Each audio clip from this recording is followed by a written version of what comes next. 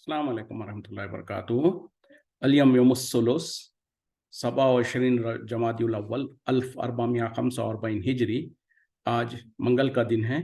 दिसंबर की 12 तारीख 2023। इंशाअल्लाह अब हम अपनी कुरान क्लास शुरू करते हैं। आज हम सूरह ज़ुखरुफ आयत नंबर 26 से इंशाअल्लाह शुरू करेंगे। बिस्मिल्लाहि वल्हम्दुलिल्लाहि वस्सलातु वस्सलाम अला अशरफिल अंबियाई वल मुरसलीन अम्मा बाद फ़अऊज़ु बिल्लाहि मिनश शैतानिर रजीम। रब्बिश्रह ली सदरी वयस्सिर ली अमरी वहलुल उक़दतम मिन लिसानी यफ़क़हू क़ौली रब्बी ज़िदनी इल्मा। अऊज़ु बिल्लाहि मिनश शैतानिर रजीम। व इज़ क़ाला इब्राहीमु, और जब कहा इब्राहीम अलैहिस्सलाम ने, लि अबीही व क़ौमिही, अपने बाप से और अपनी कौम से,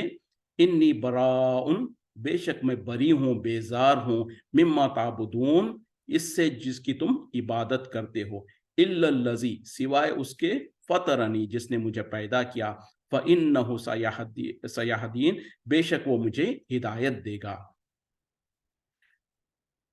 जब इब्राहिम अलैहिस्सलाम ने कहा अपने वालिद से और अपनी कौम से, बेशक मैं तो बरी हूँ, बेजार हूँ उन तमाम चीज़ों से जिनकी तुम इबादत करते हो, सिवाय उसके जिसने मुझे पैदा किया, वो यकीनन मुझे जल्द हिदायत देगा। यानी इब्राहिम अलैहिस्सलाम जब ख़ास तौर पे उनके वालिद जो थे, वो बुतों को बनाते थे और बुतों की इबादत करते थे, और उनकी तमाम की तमाम कौम भी जो सो अल्लाह के साथ शिर्क करती थी, और वो जो सो लोग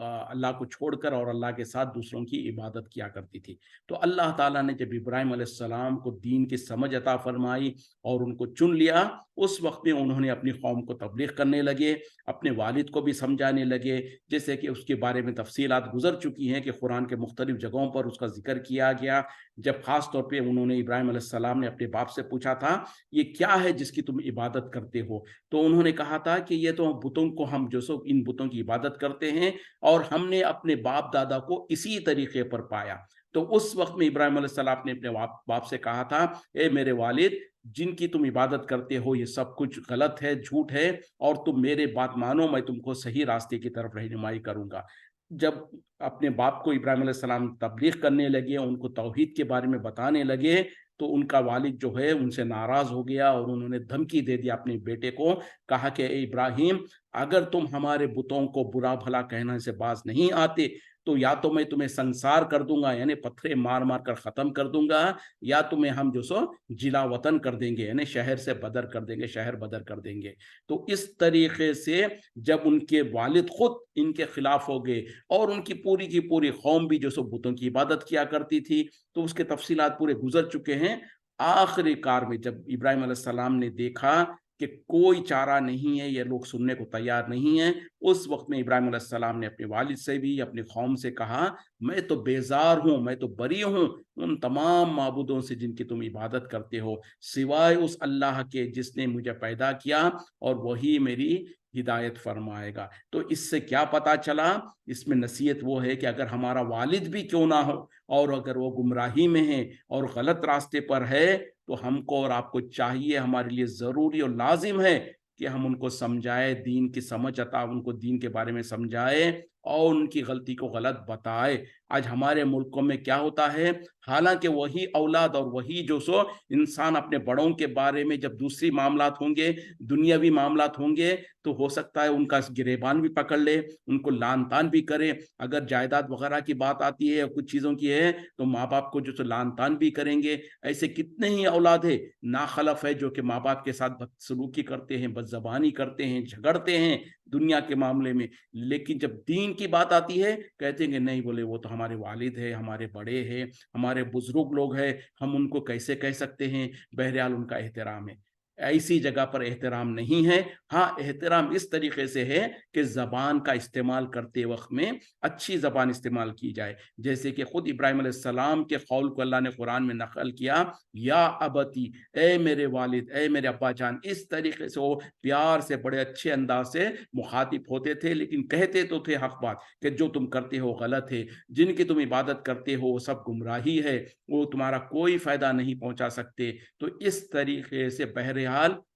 अगर हमारे बड़े बुजुर्ग जो भी है, अगर वो गुमराही में है, تو ان کی گمراہی کو بتایا جائے گا وہ گمراہ ہے۔ زبان اچھی استعمال کریں گے، اچھی زبان سے پیار محبت سے جو سو گالی گلوچ نہیں کریں گے، ان کو ایذا نہیں پہنچائیں گے، لیکن حق بات کہنا پڑے گا۔ اور جب وہ حق بات کو نہیں مانیں گے تو جس طریقے سے ابراہیم علیہ السلام نے کہہ دیا کہ میں تو بیزار ہوں، میں بری ہوں، اور جو سو وہ ان کو چھوڑ کر نکل گئے، وطن جو سو ان کو خیر بات کر دیا، اور اپنے ہجرت کر کے جو سو اللہ کے خاطر، اللہ کے دین کے خاطر نکل گئے۔ تو اس میں ہم تمام کے لیے بھی بہت بڑی نصیحت ہے، چاہے ہمارے جتنے بڑے بزرگ ہوں، چاہے کوئی جو سو بڑا مولوی ہی کیوں نہ ہو، اور اس کی بات گمراہی ہے، اور وہ جو سو غلط گمراہ عقیدے کو لوگوں کے اندر فروغ دے رہا ہے یا اس کے اوپر بلا رہا ہے، تو ہمارے اندر وہ جرت ہونی چاہیے، وہ جو سو ہمت ہونی چاہیے کہ وہ برا کو برا کہیں، شرک کو شرک کہیں، بدعت کو بدعت کہیں، اور ان کو کہیں کہ تم غلط ہو، تم جھوٹ کہہ رہے ہو، تم کو علم نہیں ہے، تم جاہل ہو، جس کے وجہ سے تم کو گمراہی میں ہو اور خود لوگوں کو گمراہ کر رہے ہو۔ تو اس طریقے سے یہ رشتے وغیرہ جو سو ہمارے لیے آڑ نہیں بننا چاہیے حق کو بتانے کے لیے، خاص طور پہ توحید کے بارے میں اور سنت کے بارے میں جب بتانا ہو تو کوئی لحاظ نہیں رکھا جائے گا۔ وَجَعَلَهَا، اور اس نے کر دیا اس کو کلمتن، ایک کلمہ، باقیتن، باقی رہنے والا، فی عاقبہ، اس کے اپنے نسل میں، لعلہم یرجعون، تاکہ وہ رجوع کرتے رہیں۔ یعنی ابراہیم علیہ السلام نے ایک ایسے کلمے کو باقی رکھا اپنی قوم میں، اپنے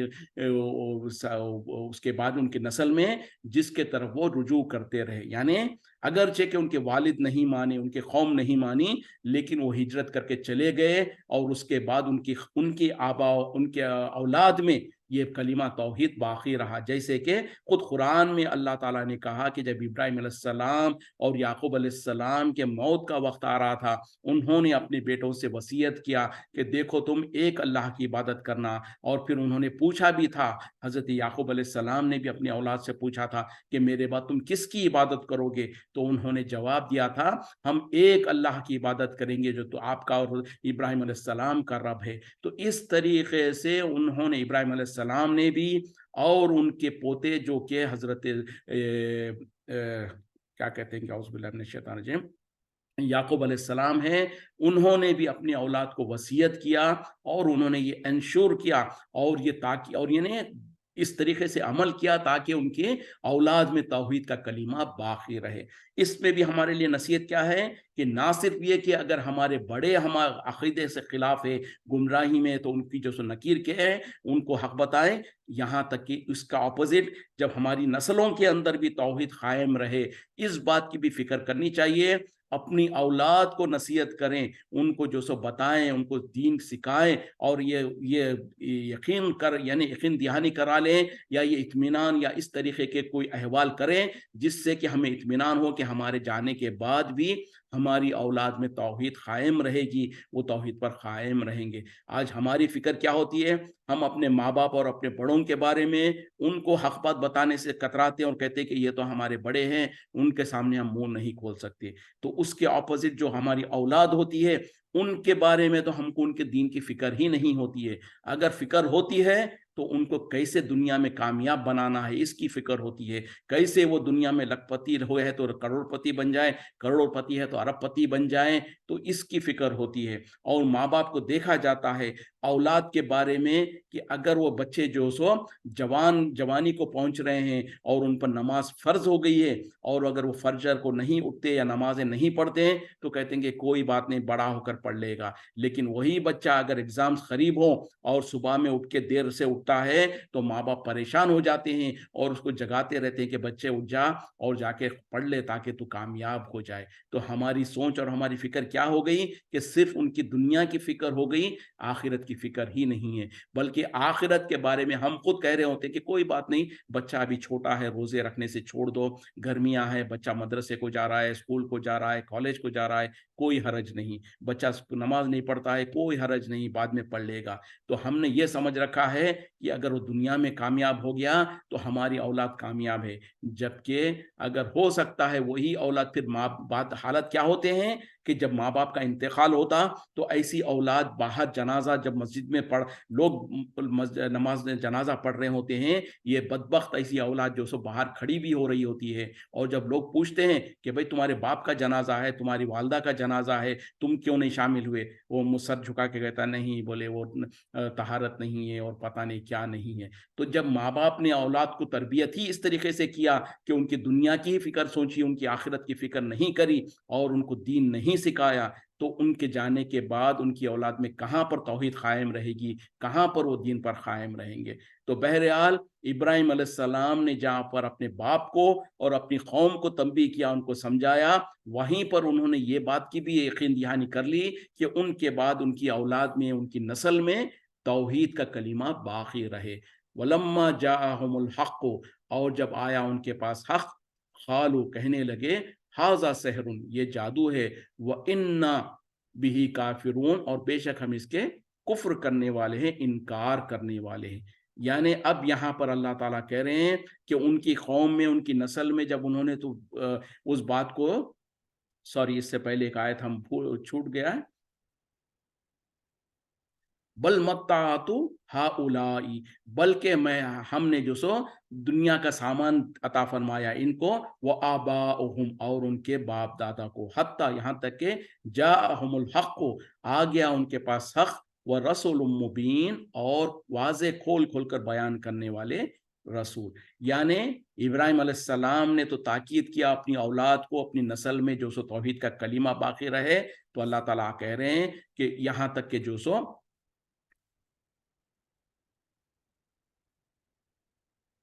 بلکہ ہم نے انہیں مال و متاع عطا فرمایا، ان کو بھی، ان کے باپ داداؤں کو بھی، یہاں تک کہ ان کے پاس حق آ گیا۔ یہاں پر حق سے مراد قرآن ہے، اور وہ رسول آ گیا جو کھول کھول کر بیان کرنے والا ہے۔ اس سے مراد نبی صلی اللہ علیہ وسلم ہے۔ یعنی ابراہیم علیہ السلام کی نسلوں میں اللہ تعالیٰ نے ان کے اندر ان کے باپ داداؤں کو جو سو دنیا کا مال و متاع اور دنیا کے ساز و سامان عطا فرمائے، یہاں تک کہ جو سو قرآن نازل ہو گیا اور نبی صلی اللہ علیہ وسلم آ گئے۔ وَلَمَّا جَاءَهُمُ الْحَقُّ، اور جب آ گیا ان کے پاس حق، قالوا، وہ کہنے لگے، ھذا سحر، یہ جادو ہے، وَإِنَّا بِهِ کافرون، اور بے شک ہم اس کا انکار کرنے والے ہیں۔ یعنی جب ان کے پاس قرآن آ گیا تو انہوں نے کہہ دیا کہ یہ جادو ہے اور ہم اس کا انکار کرنے والے۔ اس سے مراد مشرکین مکہ، کفار مکہ ہے۔ یعنی ابراہیم علیہ السلام سے ہوتے ہوئے نسل جب یہاں تک کہ جب مشرکین مکہ تک آئی، تو جب وہاں پر اللہ تعالیٰ نے قرآن کو نازل کیا اور نبی صلی اللہ علیہ وسلم کو نبی بنا کر بھیجا، تو اس کے بعد انہوں نے جب قرآن آ گئی تو کہنے لگے کہ یہ تو جادو ہے، اور اعلان کر دیا کہ ہم اس کا انکار کرتے ہیں، ہم اس کا کفر کرتے ہیں۔ وقالوا، اور انہوں نے کہا، لولا نزل ھذا القرآن، کیوں نہیں نازل کیا گیا اس قرآن کو، علی رجل، ایک آدمی پر، من القریتین عظیم، دو بڑی بستیوں میں سے۔ یعنی مشرکین مکہ، کفار مکہ نے کیا کہا کہ کیوں نہیں یہ قرآن نازل کیا گیا ایک ایسے انسان پر جو کہ ان دو عظیم بستیوں میں سے ہے۔ اور یہاں پر جو دو عظیم بستیوں سے مراد کیا ہے، مکہ اور طائف۔ تو اس زمانے میں جب نبی صلی اللہ علیہ وسلم پر اللہ نے قرآن کو نازل کیا، تو اب چونکہ وہ قرآن کو ماننا نہیں چاہتے تھے، اس میں کوئی نہ کوئی ہیلے بہانے نکالنا چاہتے تھے، تو ان کو کچھ نہیں سمجھ آیا، تو بس یہ کہنے لگے کہ اگر اللہ تعالیٰ قرآن کو نازل کرنا ہی چاہتا تھا تو کسی ایسے انسان پر نازل کرتا جو کہ ان دو بڑی بستیوں میں سے ہے، اور یہ دو بستیوں سے مراد مکہ اور طائف ہے۔ تو اور اس میں کیا تھا، کیونکہ مکے کے اندر وہاں پر ایک بہت بڑا انسان تھا، ولید بن مغیرہ، جس کو لوگوں نے اپنا سردار مان چکے تھے قریش، اور اس کو جو سو بہت عزت دیتے تھے، اس کے پاس مال و دولت تھی۔ تو وہ اشارہ تھا کہ اگر اللہ تعالیٰ قرآن کو نازل ہی کرنا تھا تو مکے میں ولید بن مغیرہ تھا، اس کو کیوں نہیں عطا کیا، یا نہیں تو پھر طائف کے اندر جو سو عروہ بن مسعود ایک نام کا شخص تھا، جو کہ بھی وہاں کا سردار تھا، اور اس کے پاس بہت زیادہ مال و دولت تھی، لوگ اس کو بہت پسند کرتے تھے۔ تو ان لوگوں نے سمجھا کہ اگر اللہ تعالیٰ قرآن کو نازل کرنا ہی چاہتا تھا تو ان دو بڑی بستیوں میں سے جو نامور انسان ہے، جو بڑی شخصیت ہے، اس کے اوپر کیوں نہیں نازل کیا، اس کے بدلے میں محمد صلی اللہ علیہ وسلم پر کیوں نازل کیا؟ کیونکہ محمد صلی اللہ علیہ وسلم کے پاس نہ تو مال و دولت تھی، نہ تو وہ کسی قوم کے سردار تھے، وہ تو ایک عام انسان تھے۔ تو ان لوگوں کی سوچ سوچ یہ تھی کہ اگر ہمارے درمیان میں کسی کو قرآن دیا جانا چاہیے تھا یا کسی کو نبی اور رسول بنایا جانا چاہیے تھا تو یہ تو بڑے بڑے لوگ تھے، ان کو کیوں نہیں بنایا گیا؟ تو اس طریقے کا انہوں نے تان کیا اور اس طریقے سے انہوں نے الزام لگایا۔ اس کا جواب دیتے ہوئے اللہ تعالیٰ کہہ رہے ہیں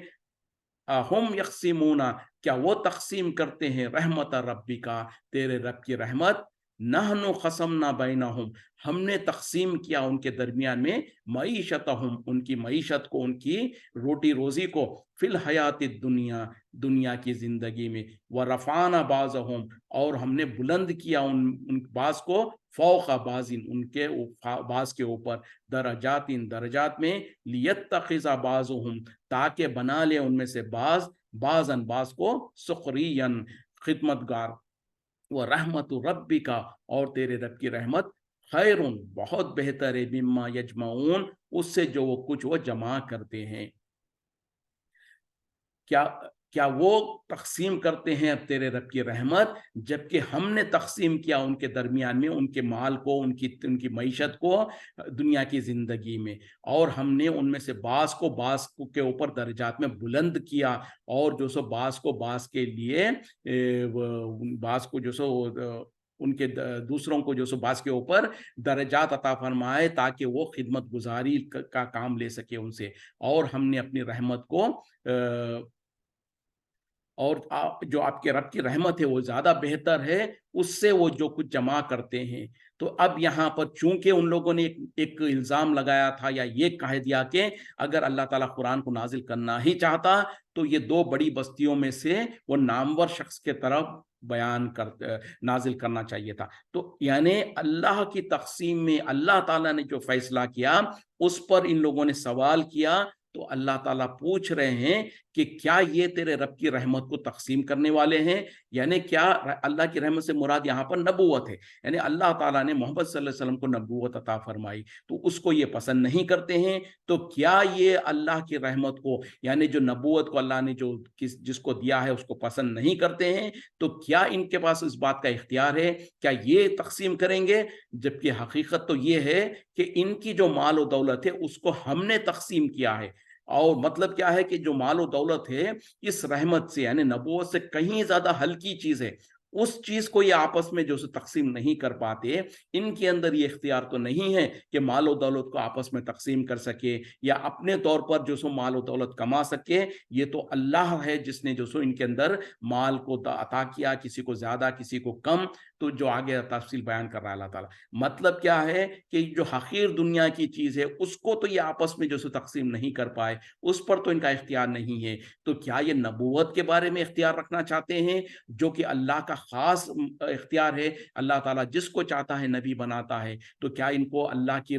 پسند پر انکار ہے؟ تو یہ اللہ کی مرضی کے خلاف اپنی مرضی چلانا چاہتے ہیں، جبکہ ان کے پاس تو اتنا بھی اختیار نہیں ہے کہ دنیا کے مال و دولت کا آپس میں تقسیم کر سکے، جبکہ حقیقت یہ ہے کہ اللہ نے ان کے درمیان میں اس دنیا کی زندگی کے مال و دولت کو تقسیم کیا اور اس کے ذریعے سے بعض کے درجات کو بعض پر بلند کر دیا تاکہ ان میں سے بعض کو اپنا نوکر چاکر بنا سکے اور جن کے ذریعے سے وہ اپنا کام لے سکے۔ اور تو اللہ تعالیٰ یہ جو تقسیم کیا ہے اس میں بھی اللہ تعالیٰ نے اپنی حکمت کو بیان کر دیا، یعنی ذرا اندازہ کرو، غور کرو، یعنی سوچو تم کہ اگر تم میں سے سب کے پاس بھی برابر کا مال و دولت ہوتی، تم سب کو اللہ تعالیٰ ایک ہی جیسا مال و دولت دیتا اور سب کو جو سو ایک ہی جیسا بنا دیتا، تو معاملہ کیا ہوتا کہ تمہارے اندر جو ہلکے کام ہے، مثال کے طور پہ جو خدمت گزار جو آج تمہارے پاس، تم کسی کو غلام بنا لیتے ہو، کسی کو اپنا خدمت گزار بنا لیتے ہو، تو یہ کام کوئی نہیں ہوتا۔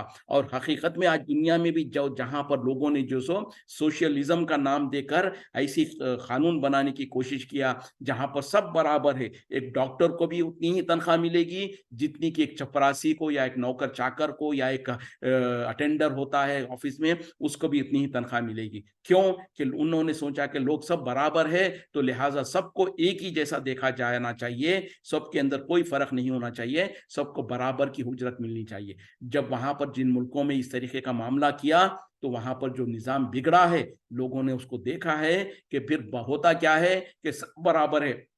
अब जो दुनिया में हम देखते हैं कि जो बड़ा कोई किसी के पास मालदार है, उसके पास जो लोग नौकर चाकर होते हैं, वो कितनी सर झुकाकर फर्मा बरदारी के साथ अपने आगा और अपने मालिक के पास काम कर रहे होते हैं। लेकिन अंदाजा करें, जरा सोचे, वहीं पर अगर मालिक की जितनी तनख्वाह है, मालिक के पास जितना माल दौलत है, उतना ही उसका नौकर के पास भी आ जाए, तो क्या वो नौकर अपने मालिक की बात को मानेगा? कहेगा कि ना, मालिक को कहेगा, ए फला, तू मेरी मेरी जूती को साफ कर। क्यों? कहेगा कि तू और मैं बराबर हैं। तो इस तरीके से दुनिया का निज़ाम बिगड़ जाएगा। दुनिया में फिर कोई किसी की मातहती कबूल नहीं करेगा, कोई किसी के लिए काम करना नहीं चाहेगा, और ख़ास तौर पे वो काम जिसको लोग दुनिया में हक़ीर समझते हैं, जैसे कि जो सो किसी की मातहती करना, किसी के पास जो सो नौकर-चाकर का काम करना, किसी की ख़िदमत गुज़ारी करना, ये नहीं हो सकता था। तो अल्लाह ताला का रहम है ये कि अल्लाह ताला ने सबको जो सो दुनिया में माल और दौलत बराबर नहीं दिया, किसी को किसी के ऊपर दर्जात में बुलंद किया, ताकि बाज़ की खिदमत गुजारी कर सके, बाज़ को खिदमत गुजार बना सके, ताकि दुनिया का निज़ाम चलता रह सके। तो ये भी अल्लाह की रहमत है कि अल्लाह ताला ने ये फ़र्क रखा है। फिर अल्लाह ताला कह रहे हैं कि तेरे रब की रहमत जो है वो कहीं ज़्यादा बेहतर है उससे जो कुछ ये जमा करते हैं। यानी ये जो दुनिया के माल और मता को जमा करने की कोशिश करते हैं, तो तेरे रब की रहमत, और तेरे रब की रहमत क्या है? वो अल्लाह की रज़ा है, और क़यामत में जो सो जन्नत की नेमतें हैं, वो तमाम कहीं ज़्यादा बेहतर है उससे, जो ये दुनिया के लोग दुनिया में जमा करते रहते हैं, माल और दौलत को जमा करने की कोशिश करते रहते हैं। वलौला, और अगर ना होता, अन यकून अन्नासु, कि हो जाते लोग, उम्मतन वाहिदतन, एक उम्मत, एक तरीके पे, लजालना लिमन यकफुरु, तो हम बना देते उन लोगों को जिन्होंने कुफ्र किया, बिर्रहमानी, रहमान का, लिबुयूतिहिम सुखुफन, उनके घरों के लिए छत, मिन फिज्जतिन, चांदी की, वमा वमा वमारिजा, और सीढ़ियां, अलैहा यजहरून, जिस पर वो चढ़ते हैं। यानी अब ये बड़ी अहम आयतें हैं, इसको जरा गौर कीजिए, क्या कह रहे हैं अल्लाह ताला। और अगर नहीं होता, यानी और अगर ये अंदेशा नहीं होता, ये खतरा नहीं होता कि तमाम के तमाम लोग एक ही उम्मत बन जाते, एक ही तरीके पे बन जाते, तो हम बना देते उन लोगों के लिए जिन्होंने रहमान का कुफ्र किया, यानी काफिरों के लिए हम बना देते, क्या बना देते? उनके घरों के छतों को चांदी का, और वो सीढ़ियां जिनके ऊपर वो चढ़ते हैं उन्हें भी चांदी के बना देते। वली बुयूतिहिम अबवाबन, और उनके घरों के लिए दरवाजे, व सुरुरन, और उनके तख्त, अलैहा यत्तकीऊन, जिनके वो तकिए लगाते हैं, जिनको टेक लगाते हैं। यानी उनके घरों के छत, उनके घरों के दरवाजे, और वो तख्त जिनके ऊपर वो टेक लगाते हैं, उन्हें भी चांदी के बना देते। वह ज़ुख़रुफ़न, और सोने के, व इन कुल्लुन ज़ालिका, और ये सब के सब, लम्मा मताउल हयातुद दुनिया, मगर ये तो दुनिया की माल व मता है, दुनिया की थोड़ी सी आरिज़ी जिंदगी का थोड़ा सा फायदा है। वल आखिरतु, और आखिरत, इंद रब्बिका, आपके रब के पास, लिल मुत्तकीन, मुत्तकियों के लिए है। अब इन 3 आयतों में जो अल्लाह ताला कह रहे हैं, ज़रा गौर कीजिए, क्या कह रहे हैं अल्लाह ताला? कि अगर ये खतरा नहीं होता, ये अंदेशा नहीं होता कि तमाम के तमाम लोग एक ही तरीके पे हो जाते, एक ही उम्मत बन जाते, तो हम उन लोगों को जिन्होंने रहमान का कुफ्र किया, यानी जो काफिर है, उनके घरों को, उनके छतों को जो सो चांदी के बना देते, और उनकी सीढ़ियां जिन पर वो चढ़ते हैं उसको भी चांदी का बना देते, और उनके घरों के दरवाजे, और जिन तख्तों के ऊपर वो टेक लगाते हैं, उन्हें भी चांदी के बना देते और सोने के बना देते। और ये सब कुछ दुनिया का थोड़ा सा फायदा है, और हकीकत में जो आखिरत का जो घर है, जो आखिरत है, वो तेरे रब के पास सिर्फ मुत्तकियों के लिए है। तो अब अंदाजा करें कि अल्लाह ताला तो कह रहे हैं, अजीब मामला है ना, सोचने की बात है, कभी लोग, इंसान हैरान हो जाएगा कि अल्लाह ताला कह रहे हैं कि काफिरों के लिए हम ये नेमतें बयान कर अता कर देते दुनिया में। मतलब क्या है? ये लोग बोलेंगे कि भाई ये क्या हुआ? हम तो ये समझते हैं कि अगर इंसान नेकी करता है, ईमान ले आता है, तो अल्लाह ताला उसको जो सो दुनिया का माल अता कर दे, और अगर दुनिया का माल अल्लाह अता करता है, तो हम समझते हैं कि हो सकता है अल्लाह ताला इससे राज़ी है, इसीलिए इसके पास बहुत ज़्यादा माल है। और अगर किसी इंसान के पास माल और दौलत नहीं है, तो हम समझते हैं कि हो सकता है भई ये इसको अल्लाह ताला पसंद नहीं करता, इसके वजह से इसके पास माल और दौलत नहीं है। اور जब खास तौर पे जो ईमान वाले होते हैं, उनके पास माल और दौलत नहीं होती, तो कुफ़ार और मुशरिकीन ताने दिया करते थे, तंज़ मारा करते थे। खास तौर पे मुशरिकीन मक्का, कुफ़ार मक्का बार-बार ये कहा करते थे, अगर ये दीन जिसको मोहम्मद सल्लल्लाहु अलैहि वसल्लम लेकर आए हैं, अगर ये हक़ है, तो ये लोग क्यों इतने गरीब और मिस्कीन और परेशान हैं? इनको तो चाहिए था कि इनके पास भी बहुत ज़्यादा माल और दौलत होना चाहिए। तो दुनिया वाले और दुनिया की सोच तो ऐसी होती है कि दुनिया में अगर बहुत कुछ माल और दौलत मिल गया तो अल्लाह ताला उससे राज़ी है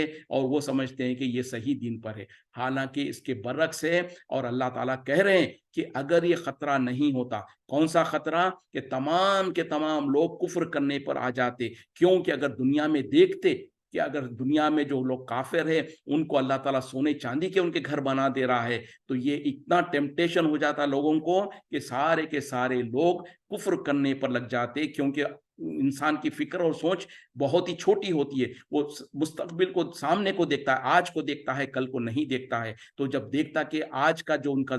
उनके सामने, उनकी आँखों के सामने जो लोग कुफ़्र कर रहे हैं, उनके पास तो माल और दौलत है और उनके घरों को अल्लाह ताला सोने-चांदी का बना रहा है, तो कौन होगा जब उस वक़्त में जो ईमान पर बाक़ी रहे? सब कोई, हर कोई जो सो चाहेगा कि कुफ़्र करे और अपने आप को जो सो दुनिया में माल और दौलत में भरपूर फ़ायदा उठा ले। तो ये खतरा नहीं होता तो अल्लाह ताला कह रहे हैं कि हम ऐसा कर देते। क्यों? मतलब ये है कि अगर काफ़िर कुफ़्र कर रहे हैं, तो अल्लाह ताला को उनके दुनिया में फ़ायदा पहुँचाने से कोई गरज नहीं है। बल्कि नबी सल्लल्लाहु अलैहि वसल्लम ने एक हदीस में फरमाया कि अगर अल्लाह ताला को जो सो ये पूरी की पूरी दुनिया का माल और दौलत जो है, अगर एक मच्छर के पर के बराबर भी उसकी वक़्त होती है अल्लाह के पास, तो अल्लाह ताला किसी काफ़िर को एक घूँट पानी भी पीने नहीं देता। और अल्लाह ताला कह रहे हैं कि अगर हमको ये खतरा नहीं होता तो हम काफ़िरों को दुनिया में इतना माल और दौलत देते कि उनके घरों को सोने चांदी का बना देते। क्यों? ताकि वो दुनिया में जितना सोना चांदी माल और दौलत कमाना चाहते हैं कमा लें, जितना फ़ायदा उठाना चाहते हैं फ़ायदा उठा लें। और ये तो दुनिया का थोड़ा-सा फ़ायदा है, आर्ज़ी फ़ायदा है, लेकिन हकीकत का जो फ़ायदा है, जो हकीकी कामयाबी है, वो तो सिर्फ़ मुत्तक़ियों के लिए है, वो परहेज़गारों के लिए है जो अल्लाह पर ईमान ले आते हैं और अल्लाह के हुक्म के मुताबिक अपनी ज़िंदगियों को गुज़ारते हैं। तो ऐसे लोगों को अल्लाह ताला दुनिया में आज़माते रहता है, उनको तपाते रहता है, ताकि जैसे कि कहावत है ना कि सोने को जब तपाया जाता तो वो कुंदन बनता है। तो जितना सोने को तपाया जाता है उसमें से मैल कुचैल निकलता है, तो फिर उतनी उसके अंदर चमक आने लगती है। तो उसी तरीके से ईमान वालों को अल्लाह ताला दुनिया में आज़माइश पे आज़माइश से गुज़ारता है और ताकि उनके दर्जात को बुलंद करे। और जो हकीकी कामयाबी है वो तो आखिरत की कामयाबी है और वो सिर्फ़ मुत्तक़ियों के लिए है। लेकिन अफ़सोस क्या है, इंसानों की जल्दबाज़ी और इंसानों की जो छोटी सोच होती है, उसकी वजह से इंसान सिर्फ़ दुनिया के बारे में फ़िक्र करता है, आखिरत को भूल जाता है। तो अब जो अल्लाह ताला ने ये फ़ॉर्मूला बता दिया, इसके बाद अब दुनिया में हमको चाहिए कि हम दुनिया से रग़बत को दूर करें, अपने आप को, अपने दिल को दुनिया में ना लगाएँ। हाँ, उतना ही लगाएँ जितना ज़रूरत है। हमारी चौबीसों घंटे की फ़िक्र और कोशिश ये ना रहे कि हमारी दुनिया कैसे सँवर जाए। हमारी चौबीसों घंटे की सबसे पहली फ़िक्र और कोशिश ये रहे कि हमारी आखिरत कैसे सँवर जाए। हाँ, उसके बाद जब आखिरत की आप फ़िक्र कर रहे हैं, आखिरत को सँवारना चाह रहे हैं, साथ ही साथ और उसके बाद जो थोड़ा वक़्त बच जाएगा, उसमें हम दुनिया को भी सँवारने की कोशिश करेंगे। अल्लाह ने कहीं पर ये नहीं कहा कि दीन के खातिर तुम जो सो जंगलों में चले जाओ, रहबानियत को इख्तियार कर लो, किसी झोपड़ी में जाकर, किसी गाँव जंगल में जाकर जो सो दूर दुनिया से कट के रह जाओ। नहीं, ये रहबानियत इस्लाम में जायज़ नहीं है। जैसे कि कुछ लोगों ने दीन का गलत म म मतलब निकाला और कहा कि जो सो दीन की में दुनियादारी को छोड़ना है, तर्क करना है और जो सो बिल्कुल जो सो रहबानियत इख्तियार करना है। नहीं, ये भी नहीं कहा। लेकिन तरजीह आखिरत को देनी है, फ़िक्र आखिरत की होनी है।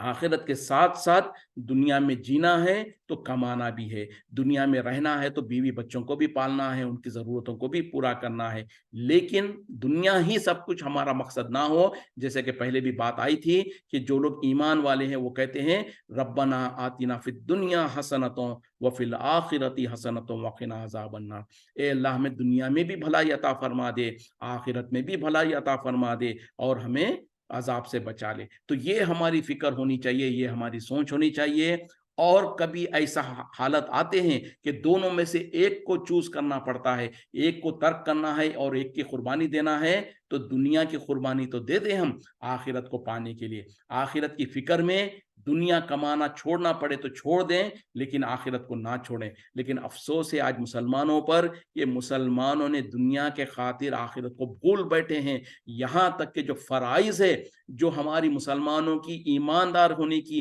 مسلمان ہونے کی جو پہچان ہے، ان پہچانوں کو ہم نے چھوڑ دیا۔ نبی صلی اللہ علیہ وسلم نے کہا کہ مسلمان میں اور کافر میں فرق کرنے والی چیز نماز ہے، جس نے نماز کو چھوڑا اس نے یا تو کفر کیا یا تو پھر اس نے جو سو شرک کیا۔ لیکن آج دیکھ لیں مسلمانوں کی بڑی کثیر تعداد ہے جنہوں نے نمازوں کو چھوڑ رکھا ہے۔ اسی طریقے سے نبی صلی اللہ علیہ وسلم نے کہا کہ جو دھوکہ دے وہ ہم میں سے نہیں ہے۔ آج مسلمانوں نے کاروبار میں جو سو دھوکہ جو سو اپنی کاروبار کا حصہ بنا لیا اور کہتے ہیں کہ بھائی دھوکے کے بغیر کاروبار ہوتا ہی نہیں۔ جھوٹ کے بارے میں نبی صلی اللہ علیہ وسلم نے کہا کہ یہ تو کبیرہ گناہ ہے، لیکن آج مسلمانوں نے جھوٹ کو تو اپنا تکیے کلام بنا لیا، زبان کھلتی ہے تو جھوٹ بولتے ہیں۔ تو اس طریقے سے ہم نے اپنی پہچان کو ہی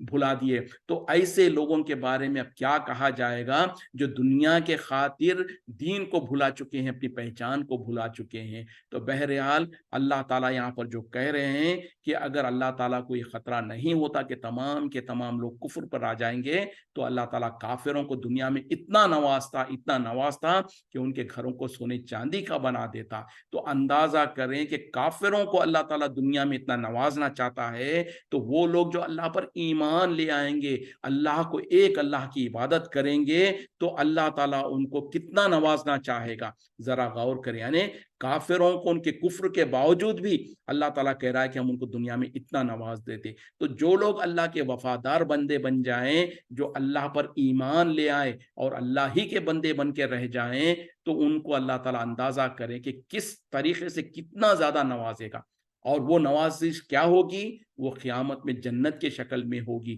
وہ جنت جس کے بارے میں نبی صلی اللہ علیہ وسلم نے کہا کہ کوئی آنکھ نے کبھی دیکھا نہیں، کوئی کان نے اس کے بارے میں سنا نہیں، کسی دل میں اس کا تصور نہیں آیا۔ تو ایسی ایسی نعمتیں جنت میں جو ہے، جو اللہ تعالیٰ نے تیار کر رکھا ہے ایمان والوں کے لیے، تو وہ جنتوں کو پانے کے لیے، وہ نعمتوں کو پانے کے لیے دنیا میں انسان کو قربانیاں دینی پڑے گی۔ چاہے اس کی معیشت تنگ ہو جائے کوئی حرج نہیں، چاہے اس کی دنیا تنگ ہو جائے، دنیا میں اس پر مصیبتیں اور تکلیفیں آتی ہیں، کوئی حرج نہیں، وہ شرک اور بدعت نہ کرے، کفریہ کام نہ کرے، حرام کی طرف نہ جائے، حلال روزی اختیار کرے، جھوٹ نہ بولے، دھوکہ نہ دے اور شرک نہ کرے، بدعت نہ کرے، تو پھر یقیناً جو اللہ تعالیٰ کہہ رہے ہیں کہ جو تیرے رب کے پاس ہے وہ تو صرف ان کے لیے ہے جو کہ متقی ہے۔ اور اللہ تعالی ہم تمام کو کہنے سننے سے زیادہ اس پر عمل کرنے کی توفیق عطا فرمائے۔ اور جہاں کہیں بھی کبھی ہم دیکھتے ہیں، کیونکہ ایک انسان ہے، انسانی فطرت ہے، جب دیکھتے ہیں ہمارے اطراف میں کافر اور مشرکوں کو دیکھتے ہیں کہ وہ دندناتے پھر رہے ہیں، پوری مال و دولت ان کے پاس ہے، دنیا کی تمام آزائشیں ہیں، اور ہم عام طور پہ دیکھتے ہیں کہ مسلمانوں کو تکلیفوں میں، مصیبتوں میں گھرے ہوئے ہیں، مصیبت پہ مصیبت آ رہی ہے، کوئی لوگ بیمار ہے، کسی کے پاس مال نہیں ہے، کسی کے پاس کچھ ہے۔ تو ایسی حالتیں جب دیکھتے ہیں تو لوگ کہہ پڑتے ہیں یا بولنے پر یا مجبور ہو جاتے ہیں سوچنے پر کہ کیا بات ہے، کیا ہم حق پر نہیں ہیں؟ کیا وجہ ہے کہ کفار کو اللہ تعالیٰ اتنا نوازتا ہے؟ کیا اللہ تعالیٰ ان سے راضی ہے؟ کیا ہم سے ناراض ہے؟ تو معاملہ یہ نہیں ہے، معاملہ تو وہ ہے جو اللہ تعالیٰ یہاں پر بیان کر رہا ہے کہ اگر کافر جو سو کفر کر بھی رہے ہیں تو اللہ تعالیٰ ان کو دنیا میں اور دے دینا چاہتا ہے تاکہ وہ کل قیامت میں کوئی عذر باقی نہ رہے ان کے پاس، اور ان کے اوپر پوری کی پوری حجت قائم ہو جائے، اور یہ کہ پھر اللہ تعالیٰ کے پاس ان کو سزا کے سوا کچھ نہ ہو۔ اور وہ لوگ جو ایمان لے آئے، اگر ان کو اللہ نے دنیا میں بھی مال و دولت دے رکھا تو یہ اللہ کا فضل ہے، اللہ تعالیٰ اپنے فضل کو جس پر چاہتا ہے دے دیتا ہے، اور یہ کوئی شرط نہیں ہے۔ لیکن اگر دنیا میں نہیں بھی دیا ہے تو آخرت تو ان کے لیے پکی ہے، جس میں اللہ تعالیٰ نے ان کے لیے جنتوں کو تیار کر کے رکھا ہے۔ وقت ختم ہو رہا ہے۔ وآخر دعوانا الحمدللہ رب العالمین۔ سبحانک اللہم بحمدک، اشہد ان لا الہ الا انت، استغفرک واتوب الیک۔ السلام علیکم ورحمۃ اللہ وبرکاتہ۔